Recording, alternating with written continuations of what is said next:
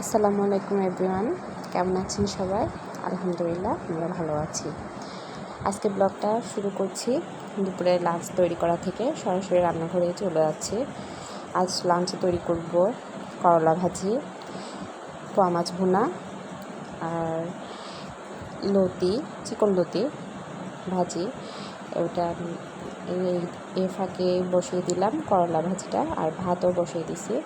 যাই একটু পোয়া মাছটা দেখলাম কাটা ছাড়াই আনছে, মানে এখন কাটতে হবে। তো অফ ক্যামেরায় মাছটা কেটে নিব। মাছটা বেশ বড়ই ছিল, আর আম্মু ভুনা করছিল, অনেক মজা হয়েছিল। মাছটা কেটে নিই। পোয়া মাছ, এটা সাগরের পোয়া। এই তো কেটে নিলাম, এখন ধুয়ে ফেলি।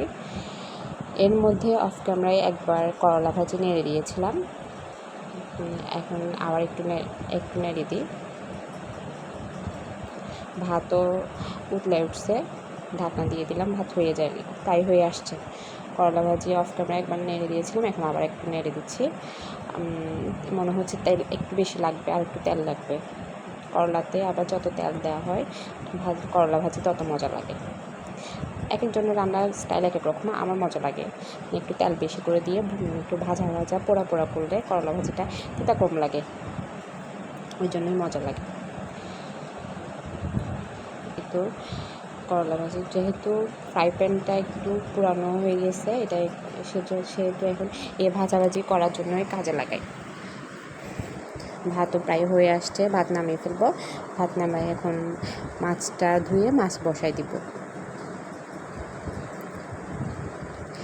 কচুরলতি রান্না করা, ভাজা করা কচুরলতি বেলুম্বু দিয়ে ভাজি করা হবে।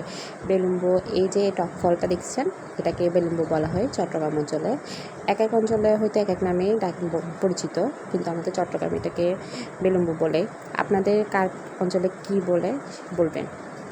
যাই একটু পোয়া মাছটা ধুতে এক ফাঁকে রান্নাঘর থেকে বেরোই, একটু জানলা দিয়ে দেখলাম সবুজ চারদিক, খুব চোখের প্রশান্তি, ভাল লাগতেছে অনেকটাই।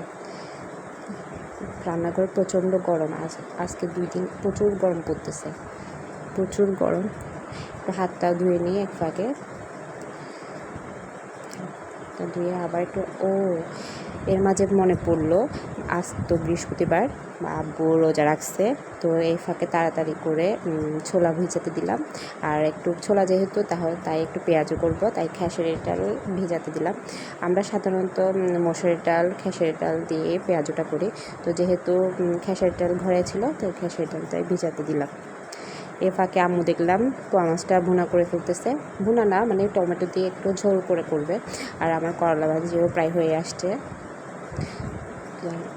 দেখতেছি আম্মুকে জিজ্ঞেস করলাম লতিটা করবে কিনা, আম্মু বললো লতিও করে ফেলবে রান্নাটা। তো এই ফাঁকে আমি বললাম যাই একটু বাবুকে তাহলে গোসল করাই দিই। আমি গোসল করানোর এক ফাঁকে দেখলাম আম্মুর বেলকুনি দিয়ে পেয়ারা গাছটাতে কিন্তু বর্ষাকালে প্রচুর পেয়ারা ধরে, পেয়ারাগুলোও খুব মজা। কিন্তু এটা আমাদের পেয়ারা গাছ না, মানে এটা অন্যদের, কিন্তু ওনাদের থেকে আমাদেরকে দেয়, অনেক মজা।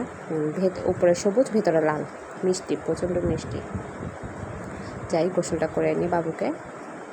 এর মধ্যে হচ্ছে আবার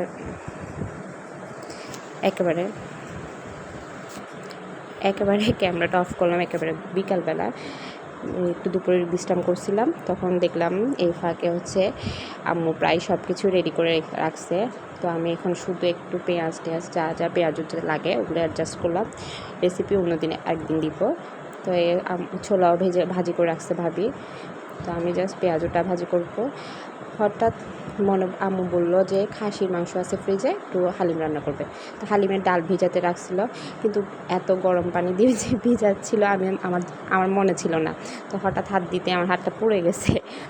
যাই হোক, এখন হচ্ছে পেঁয়াজগুলো ভাজি করে ফেলি, কারণ ইফতারের সময় তো হয়ে আসছে। তাড়াতাড়ি করে ভাজি করে এখন দেখি চুলাতে কি আছে। আচ্ছা, যে চুলাতে হচ্ছে আম্মু একটু খাসির মাংসটা আগে কষায় নিচ্ছে ওই ফাঁকে, তো আমি একটু নাড়াচাড়া করি, দেখি একটু নাড়াচাড়া করে তো ফ্রাই প্যানটাও গরম করতে দিচ্ছি, কারণ পেঁয়াজগুলো ভাজতে হবে।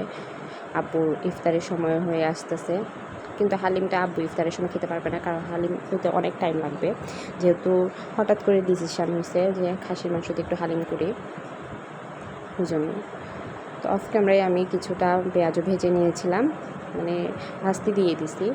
তো কারণ ক্যামেরা হাতে ফোন নিয়ে এদিকে এই পেঁয়াজগুলো দিয়ে আমার জন্য খুব কষ্ট হয়ে যাচ্ছিলো, তো যার কারণে আর এক হাত দিয়ে নাড়তেছিলাম।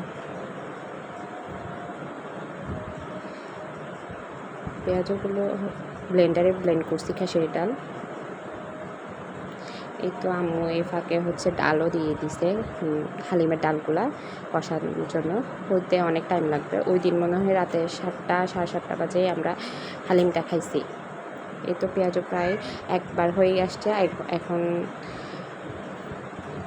আরেক ইয়া দিছি আমি। এই তো হয়ে আসছে, দেখুন খেসারি ডালের পেঁয়াজটা কিন্তু মজা, মুচমুচে, আবার ভেতরে নরম। তো এখন যাই, ভাইয়াদেরকেও দিয়ে আসি এ ফাঁকে। আজকে ব্লগটা এই পর্যন্ত। আমার চ্যানেলে যদি নতুন হয়ে থাকেন তাহলে চ্যানেলটা সাবস্ক্রাইব করবেন, আর ভিডিওটা ভালো লাগলে লাইক, কমেন্ট, শেয়ার করবেন। আল্লাহ হাফেজ।